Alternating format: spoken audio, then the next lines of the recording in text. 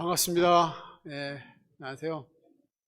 신년 기도회 때 이 자리에 한번 와서 말씀을 나누고 이제 또 이렇게 무더운 여름에 함께 불러주셔서 함께 말씀을 나눌 수 있도록 해주셔서 너무 감사드립니다.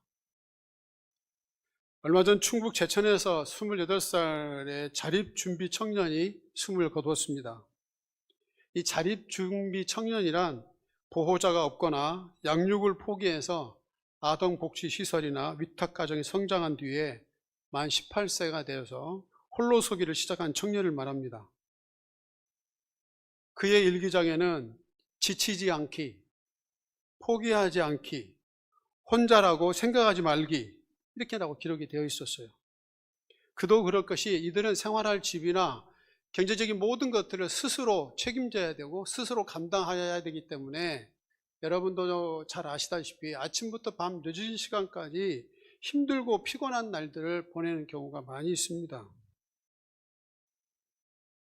특별히 명절이나 크리스마스 때가 되게 되면 이들은 더 우울해하고 또 외로워한다고 그럽니다. 이들이 원하는 것들이 뭐냐?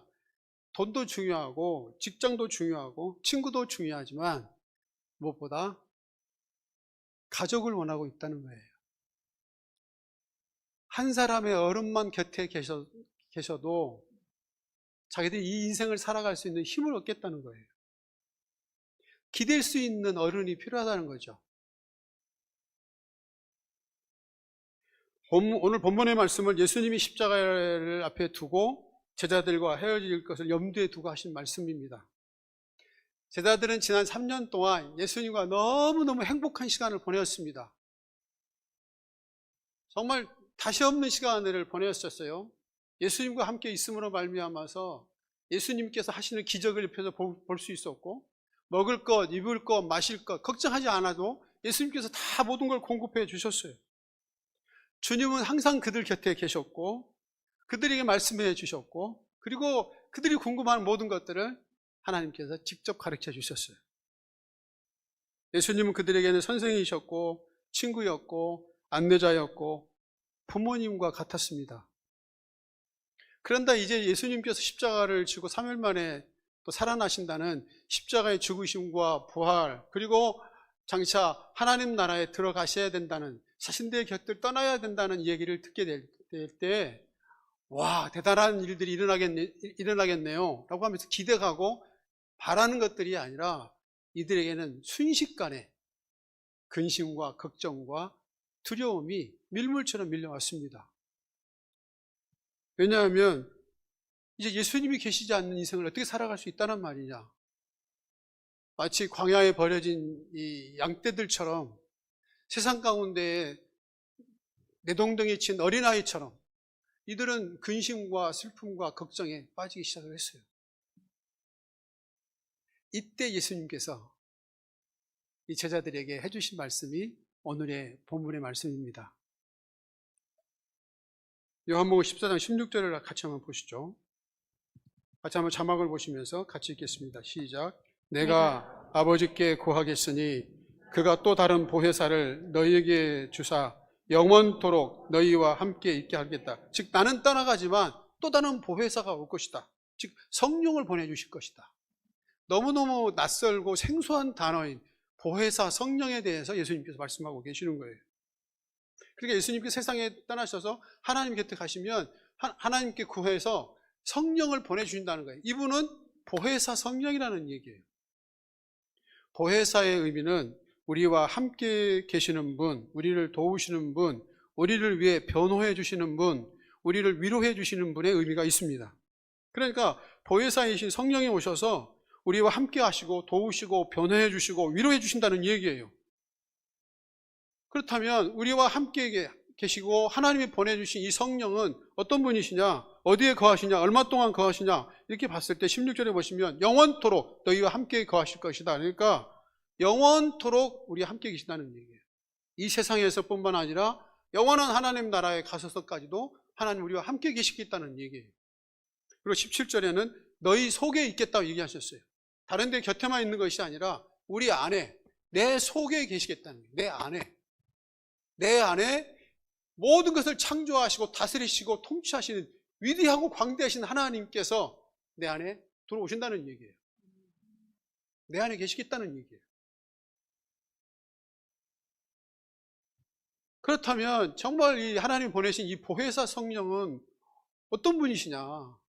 자, 한국교회가 참 많은 시간들을 보내왔습니다만은 이 성령론에 대한 많은 오해와 편견들이 있고 많은 표적과 기적이라든지 은사에 대한 부분들이 너무 지나치게 강조하다 보니까 성령론에 대해서 굉장히 터부시하고 거리감을 두고 있는 경우들을 많이 보게 됩니다. 사실 성령이 계시지 않냐면 저와 여러분이 이 시간 예배 드릴 수가 없는 거거든요. 성경이 말하고 있는 성령은, 보혜사 성령은 천지를 창조하신 하나님의 영이십니다. 성령은 예수 그리스도를 처녀의 몸에 잉태케 하신 분이시고, 성령은 예수님이 세상에 계실 때 그에게 능력과 권세를 주신 분이시기도 하시고, 성령은 예수님이 십자가에 못 박히시고 무덤에 장사되어질 때 그를 죽음에서 일으켜주시는 생명이시고 전능하신 하나님이십니다. 믿으십니까, 여러분? 그 하나님 우리 안에 계시다는 거예요. 뿐만이 아니에요. 성령은 선지자와 사도들의 마음을 감동시키셔서 신구약 성경을 영감으로 기록해 하신 분이시기도 하시고, 성령은 오순절 성령 강림 사건을 통해서 이 세상에 교회를 세우시고 교회에 생명을 불어넣으시고 교회에 하나님의 권세를 주신 분이 성령이세요. 그러므로 교회는 그리스도의 몸이에요. 하나님 나라의 현현이에요. 이 교회 안에서 신앙 고백과 하나님 말씀으로 변화되고 천국의 맛을 보지 못하신 분들은 천국에 갈 수가 없어요. 천국은 죽어서만 가는 것이 아니라 이 교회에서부터 경험하고 이 교회에서부터 느낄 수 있을 때 가실 수 있는 거예요. 만약에 교회에 다니실 때 전혀 천국에 대한 것들을 죽어서만 가신다 그런다면 아마 천국에 가면 문화 충격 때문에 살 수 있으려나 모르겠어요. 와, 이런 데가 다 있었어? 이렇게 우리가 생각할 수 있거든요. 즉 교회는 천국에 대한 모형이라는 얘기예요. 또 성령은 우리가 사단을 이기고 유혹을 물리치고 죄를 멀리하고 시험에서 이기도록 도우시는 하나님이십니다. 성령의 기름 부으심, 성령의 거룩함, 성령의 능력, 성령의 지혜, 성령 안에서의 기도, 찬양, 복음 증거, 섬김과 헌신, 평안, 기쁨, 감사, 은혜, 이 모든 것이 성령께서 우리 안에서 도우시고 우리 안에서 역사하셔서 나타날 수 있는 아름다운 삶의 모습이라고 믿습니다. 성령이 아니시면 우리의 섬김과 수고가 아무 의미가 없어요.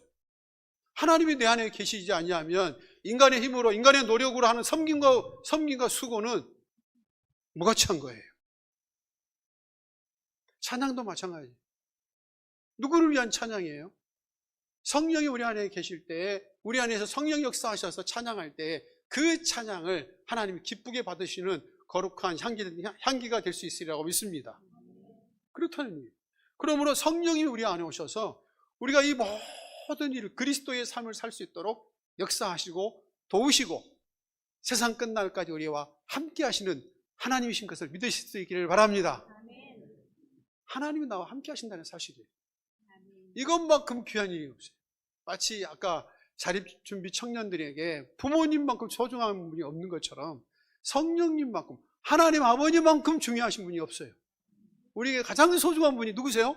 하나님이세요. 여러분 아멘이십니까? 앤더슨이라는 미국 여성이 있는 실화인데요. 하루는 눈이 좀 이상하고 침침해서 안과에 갔는데 안과에서 이렇게 치료를 하다가 수술을 하자고 그래가지고 수술을 하게 됐는데 아마 의료사고였던 것 같아요. 이 수술을 잘못해가지고 실명이 되었습니다. 하루아침에 완전히 뒤바뀐 삶을 이 앤더슨은 살게 되었습니다. 얼마나 절망이 되었겠어요?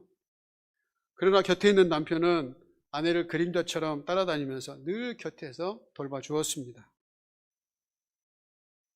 어느 날 남편이 앤더슨에게 이런 말을 했어요. 여보, 참 미안한데 내가 언제까지 당신을 돌봐줄 수가 없어요. 그러니까 이제부터는 혼자 다니는 훈련을 하는 게 좋겠어요. 이렇게 얘기를 했어요. 그러니까 이 아내가 버럭 화를 내서 뭐 그까지 좀 저를 도와주셨다고 이렇게 생색을 내는 거예요. 그래 저도 혼자 할 수 있다고요 하면서 막 화를 내면서 자기 스스로 해보겠다고 선포를 하고 이제 혼자 지내는 생활을 시작을 했습니다. 뭐 혼자 다니다 보니까 넘어지기도 하고 엉뚱한 데로 가기도 하고 굉장히 힘든 시간들을 지내고 있었어요. 한 보름쯤 지나서 아침마다 타는 버스를 타는데 그 앤더슨이 버스에 딱 올타서 앉아 있었더니 그때 버스 기사가 말을 걸더라는 거죠. 당신은 그렇게 좋은 남편을 두셨습니까? 아니요, 무슨 말씀이세요? 뭐 저에게 무슨 남편이 저랑 함께 타고 있나요? 그렇게 얘기를 하니까 버스 기사가 하는 말이, 혹시 당신이 타면 항상 뒷자리에 앉아서 혹시 잘못될까봐 따라다니는 남자가 당신 남편이 아니세요? 이렇게 얘기를 했어요. 그러니까 이 아내는 보이지 않으니까 깨달을 수가 없었는데, 정말 남편이 매몰차게 독립심을 이렇게 갖게 하기 위해서 이렇게 말을 했지만, 남편은 늘 뒷자리에 앉아서 아내를 지켜보고 있었다는 사실이죠. 저는 이 내용을 읽으면서 상당히 마음에 감동을 받았습니다. 우리가 그럴 수가 있겠구나. 하나님은 보이지 아니하시고 앞으로 가도 보이지 않고 뒤로 가도 보이지 않고 하늘을 봐도 멀리를 봐도 하나님은 보이지 아니하신데, 하나님은 뭐라고 말씀하세요? 나는 항상 네 뒤에 있고 네 곁에 있다. 비록 나는 보이지 않지만 나는 항상 너와 함께 있는 하나님이시다. 이렇게 말씀하신다는 사실이에요. 하나님은 앤더슨의 남편처럼 그 뒤에서 항상 우리를 보호하시고 지켜주시고 우리와 함께 하시는 살아계신 하나님이시라고 믿습니다. 이 설교를 준비하다가 그런 찬양이 생각이 났어요.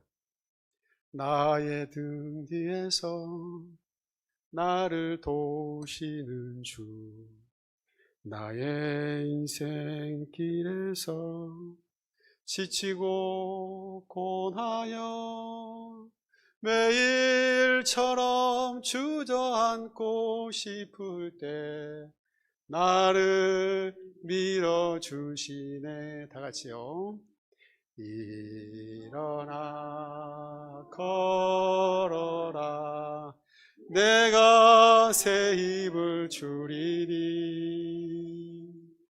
일어나 너 걸어라, 내 너를 우리 한 번 더 일어나 걸어라. 일어나 걸어라, 내가 새 힘을 주리니. 일어나 너 걸어라, 내 너를 도우리. 그러니까 예수님께서 요한복음 14장은 예수님의 성령론이거든요. 예수님께서 마지막으로 제자들에게 정말 평생토록 가슴에 새기고 결코 잊지 말아야 할 말씀, 늘 간직해야 할 만큼의 아주 중요한 말씀을 이 짧은 본문에서 4번이나 반복하고 있다는 거예요. 나는 너와 함께 있겠다. 나는 네 속에 있겠다. 나는 너와 함께 있어. 계속해서 예수님께서 이 짧은 구절에 제자들에게 말씀하고 계시다는 얘기예요. 그러므로 이 말씀을 예수님이 떠나시면서 제자들에게 항상 너희들이 어떤 일을 당하든지 간에, 어느 곳에서 무슨 일을 당하든지 간에 항상 이 말씀을 기억하라는 말씀이에요. 뭐죠? 내가 너와 항상 함께 있을 것이다. 성령이 너희와 함께 있다. 그리고 성령이, 하나님께서 너 속에 어떻게 하신다? 살아계신다. 여러분 믿으십니까? 네. 제가 이제 요양병원에 가끔씩 이제 우리 부모님들을 위해서, 우리 연로하신 우리 어르신들을 위해서 신방을 갑니다. 신방을 가면서 제가 하는 아주 습관적이고 반복적인 이 내용이 하나 있는데, 뭐냐면 똑같이 이렇게 하는데, 아버님 저를 따라해 보세요 하면서 이렇게 하는 거예요. 하나님이 나와 함께 하신다, 좀 따라해 보세요 하면서 한 3번 정도로 반복을 합니다. 여러분도 한번 같이 한번 해보실까요? 손을 딱 주먹을 쥐으시고, 하나님이 나와 함께 하신다. 믿으십니까? 인생이 깊어지고 세월이 많이 가고 내가 혹시라도 몸이 잘못되어 가지고 기억이 잊어진다 할지라도 우리가 꼭 붙들어야 할 아주 중요한 말씀, 하나님이 나와 함께 하신다. 하나님이 나와 함께 하시기 때문에 우리의 인생을 책임져 주시고, 하나님이 나와 함께 하시기 때문에 영원한 하나님 나라에 대한 소망을 가지고 그 찬란하고 거룩한 하나님의 나라에 들어갈 수 있으리라고 믿습니다. 너무너무 중요한 말씀이에요. 저는 그래서 요양원에 갈 때마다 꼭 그렇게 하는 거예요. 하나님이 나와 함께 하신다. 우리의 인생의 길에서도 늘 이 말씀을 붙들고 반복할 수 있는 저와 여러분 될 수 있기를 바랍니다. 조금 어렵고 힘들면 어떻습니까?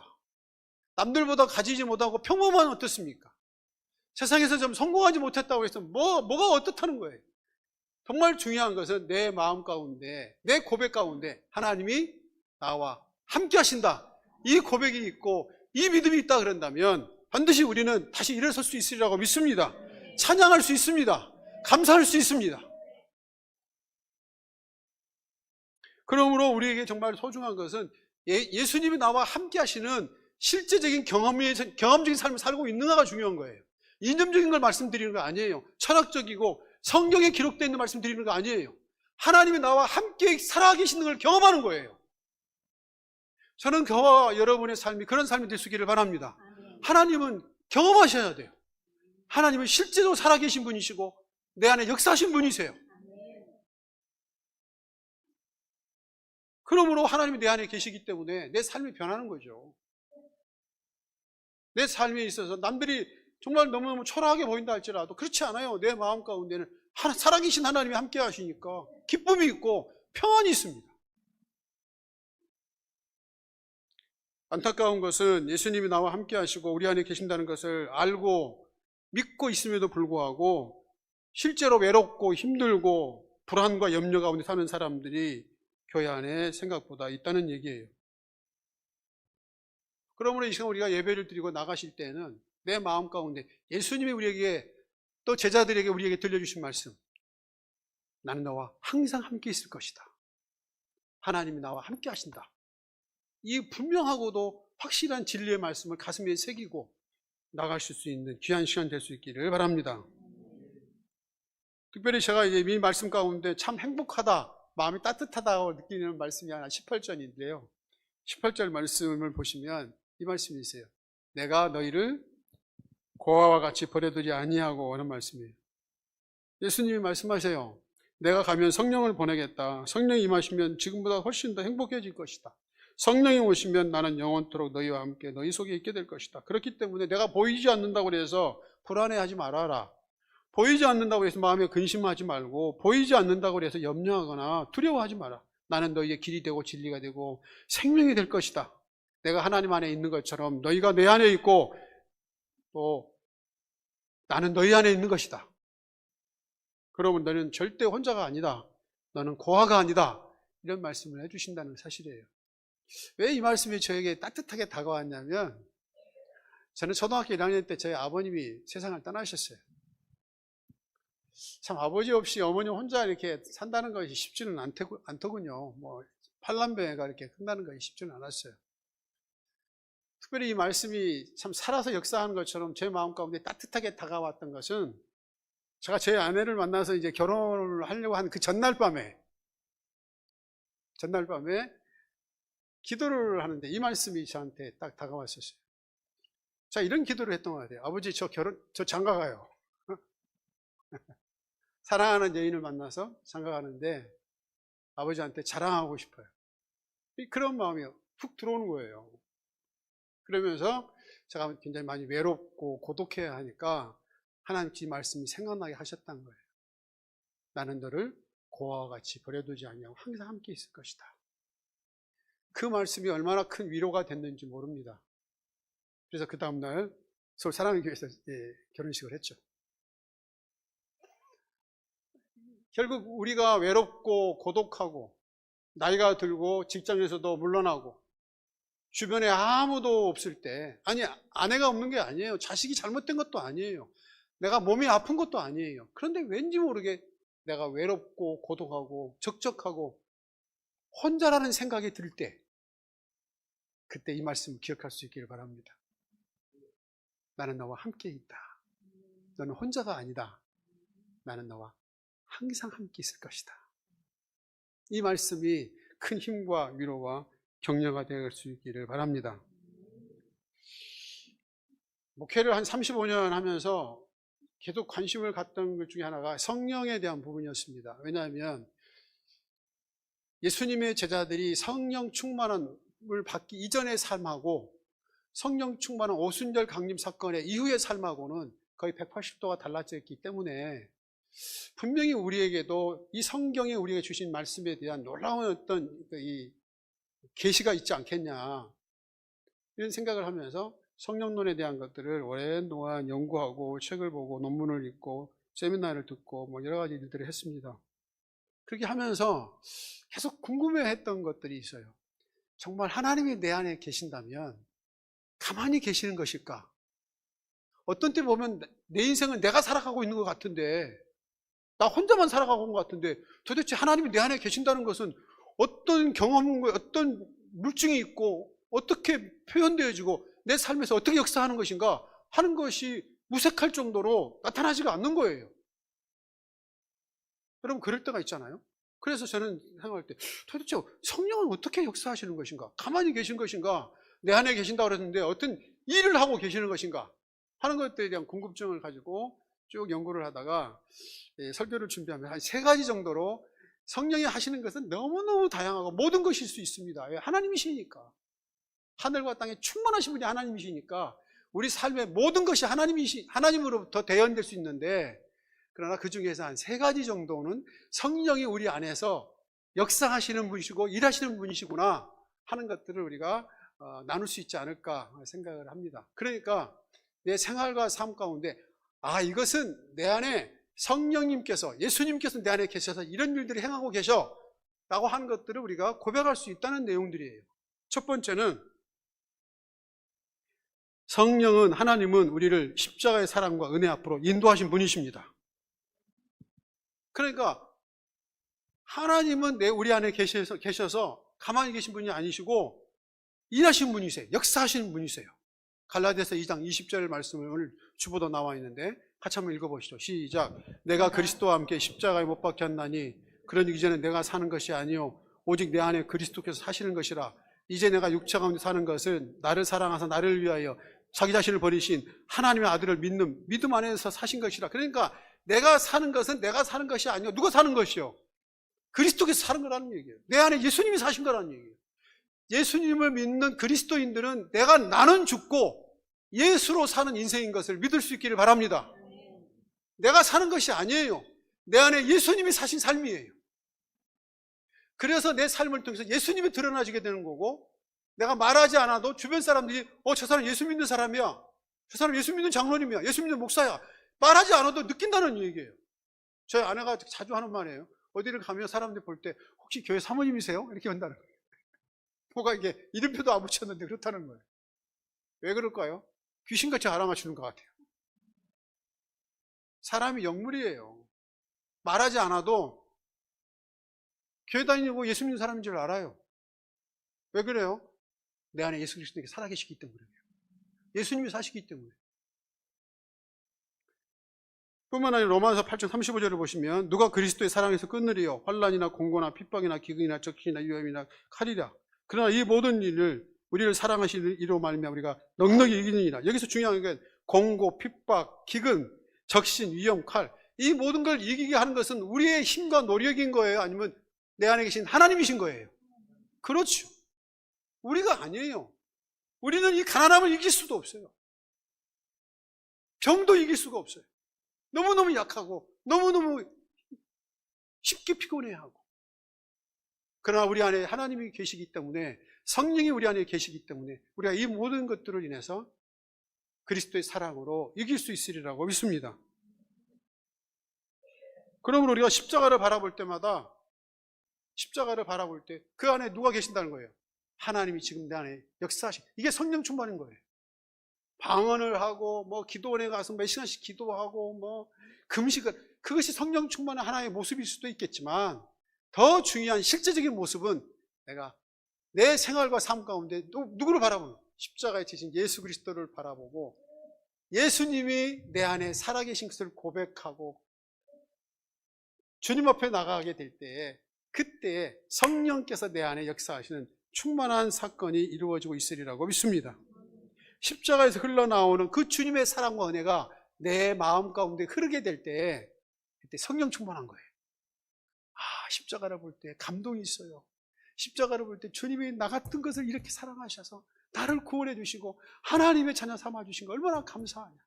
내가 좀 남들 앞에 드러내진 것이 없다 할지라도, 자녀가 잘못되어 가지고 내가 정말 뭔가 내세울 것이 없다 할지라도, 어떤 상황이라 할지라도 정말 주님의 사랑과 은혜가 내가 있기 때문에 내 안에 기쁨이 있고 감사함이 있을 수 있다는 사실입니다. 그건 성령 충만한 사건이에요. 여러분 가운데 은퇴하셨습니까? 인생의 아쉬움과 미래에 대한 불안함이 있으십니까? 갑자기 눈앞이 캄캄해지는 그런 일들을 당하셨습니까? 그게 바로 우리가 사는 인생이죠. 우리만 당하는 게 아니에요. 모든 사람이 다 당하는 거예요. 그럼에도 불구하고 우리에게 중요한 것은 이런 일들로 인해서 어떻게 되게 우리는 십자가의 사랑과 은혜에 더 가까이 가게 되고, 하나님께서 우리를 사랑하신다는 그 사랑으로 다시금 일어설 수 있다는 사실입니다. 이게 예수 믿는 사람이에요.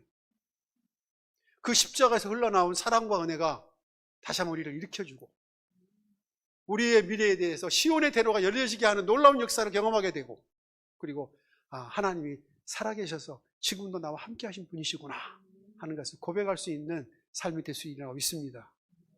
이게 성령 충만한 겁니다. 하나님이 내 안에 역사하시는 거예요.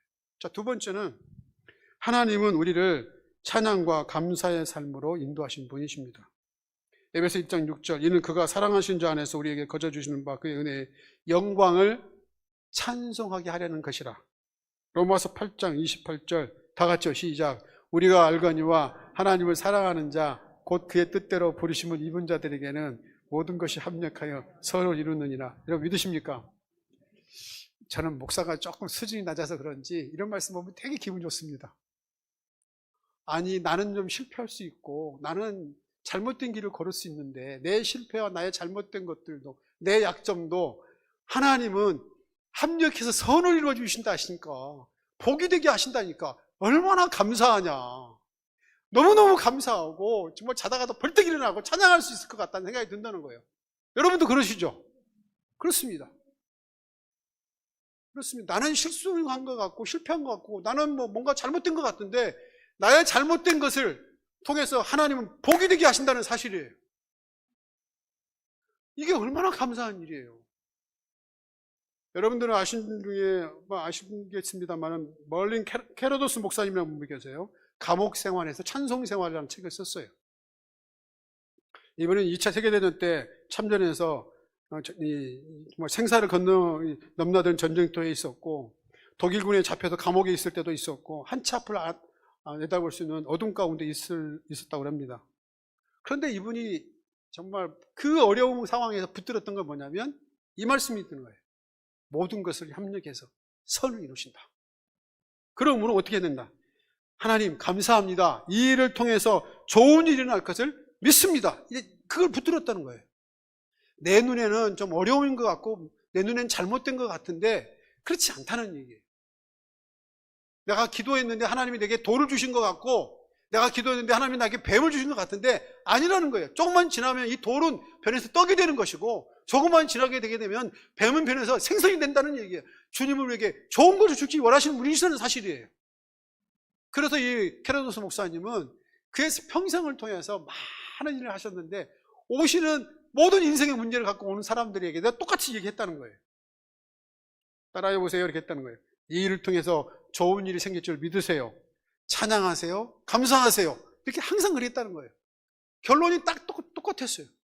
이 일을 통해서 좋은 일이 생길 걸 믿으세요. 찬양하세요. 감사하세요. 자막에 좀 뜨고 있죠? 우리 같이 한번 읽어볼까요? 시작. 하나님 감사합니다. 이 일을 통해서 좋은 일이 날 것을 믿습니다. 어떤 상황에도 찬양하고 감사하세요. 이것을 이렇게 명확하게 이렇게 얘기한다는 거예요. 결론적으로 찬양하세요. 감사하세요. 어떤 일을 당해도 찬양하세요. 감사하세요. 이게 성령의 사람인 거예요. 하나님이 내 안에 역사하시는 거예요.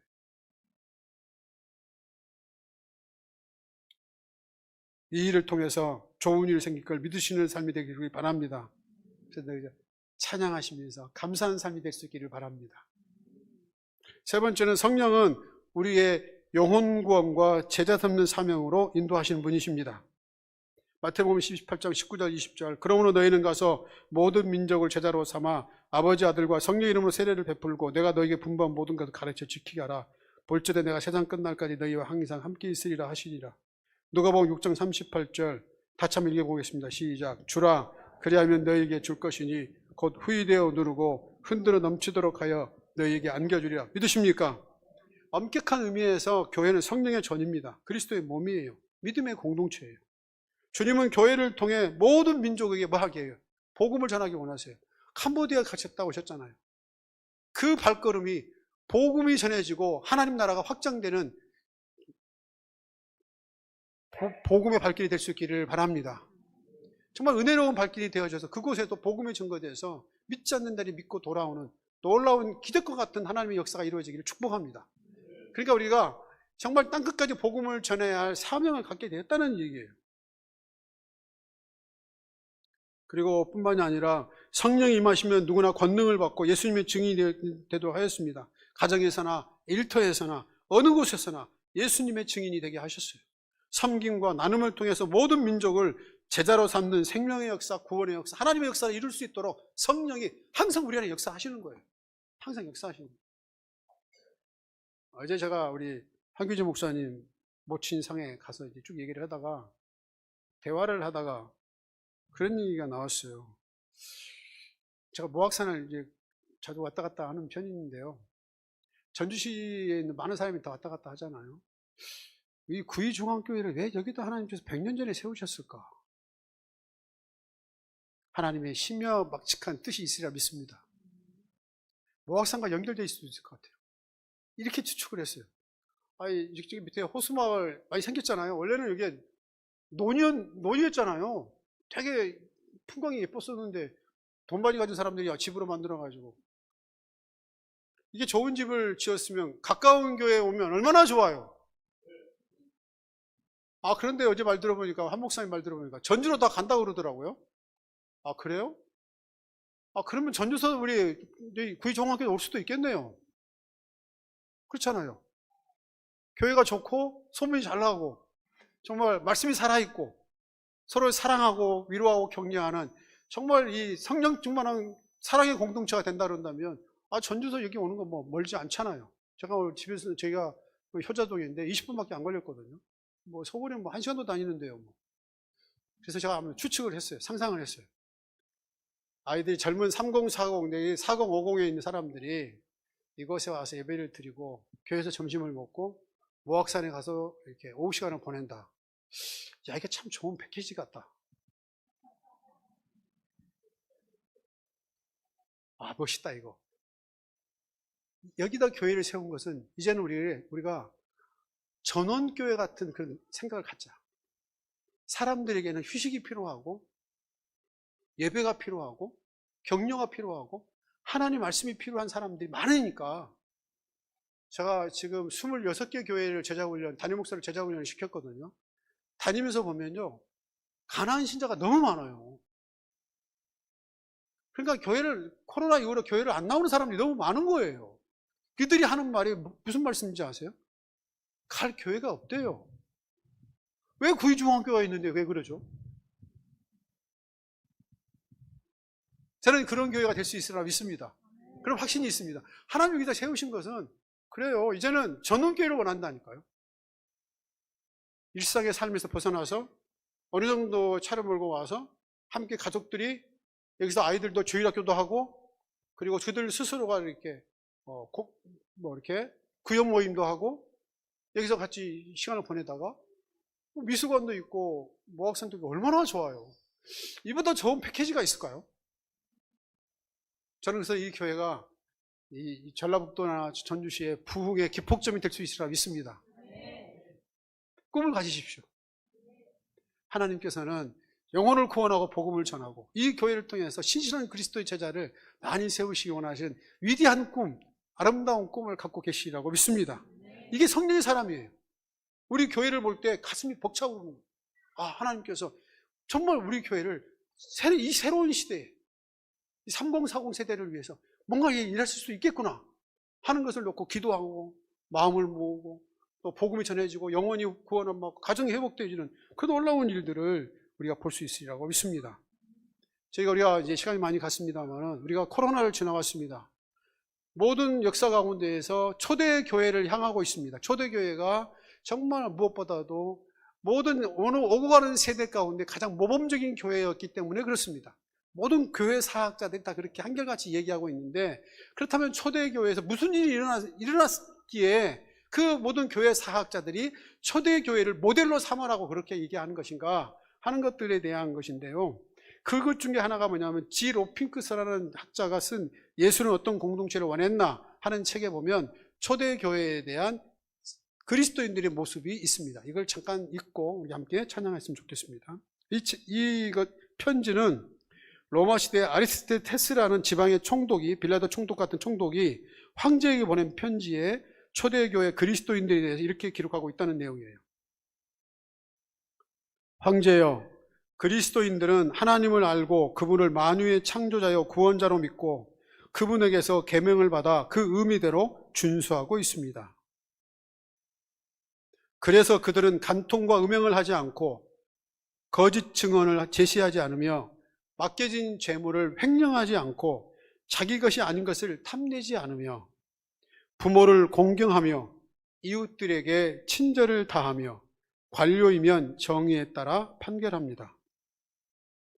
그들은 사람 모습의 우상들에게 기도하지 않으며 자기들을 능멸하는 사람들을 설득하여 친구로 삼으며 원수에게 열심히 자선을 베풉니다. 노예들에게도 차별 없이 형제들이라고 부르며 어디를 가나 겸손과 친절을 다합니다. 그들에게는 거짓말을 찾아볼 수가 없습니다. 그들은 서로를 사랑하고 있습니다. 그들 가운데 어느 가난한 사람이 세상을 떠난 것을 보면 그들은 재력대로 장례를 추선합니다. 또 그들 중에 누군가가 믿음 때문에 감옥에 갇혔거나 궁지에 빠져 있다는 소식이 들리면 모두들 그에게 필요한 것들을 돌봐주고 될 수 있다면 그들을 풀러나게 합니다. 또 그들 속에 가난한 사람이나 궁핍한 사람이 있는데 자기들에게는 먹고 남은 음식이 없다면 이틀이나 사흘씩 단식을 하여서 궁핍한 사람에게 필요한 양식을 마련하여 줍니다. 황제여, 이것이 그리스도인들입니다. 여러분, 이 글을 읽으시면 어떤 생각이 드시나요? 들으시면서. 너무 우리는 이기적이지 않나요? 우리 교회는 너무나 개인주의에 빠져 있지 않나요? 서로를 좀 사랑하고 돌아보고 연로하신 분들을 좀 찾아보면서 함께 좀 대화를 나눌 수 있는 그런 시간이 그렇게 없을까요? 우리는 교회입니다. 정말 지금도 초대교회와 같은 이런 교회가 필요할 줄 믿습니다. 가슴에 사랑을 안고 서로를 감싸며 정말 영혼을 구원하고 복음을 전하고 그리고 사랑으로 세상을 변화시킬 수 있는 아름다운 교회, 이 교회가 이 시대에도 꼭 필요할 줄 믿습니다. 저는 여러분의 교회가 이런 교회가 되기를 바랍니다. 그래서 하나님 놀라운 기적을 이루는 성령 충만한 공동체가 될 수 있기를 주의 이름으로 축복합니다.